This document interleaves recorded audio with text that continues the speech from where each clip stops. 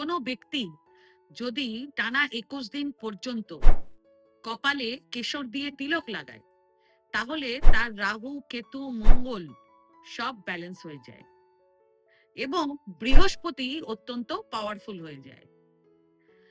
তার অরাও খুব স্ট্রং হয়ে যায়, তার এনার্জি বৃদ্ধি পায়। কিভাবে কেশর দিয়ে কপালে তিলক লাগাতে হবে এবার জেনে নিন।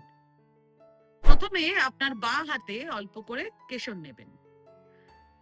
তারপর কেশরের মধ্যে অল্প জল দিয়ে ডান হাত দিয়ে কেশরটাকে ভালো করে রাব করবেন।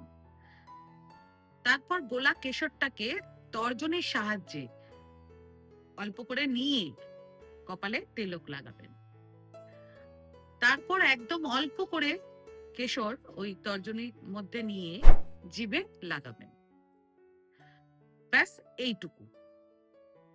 প্রতিদিন স্নান করার পর এভাবে তিলক লাগাবেন।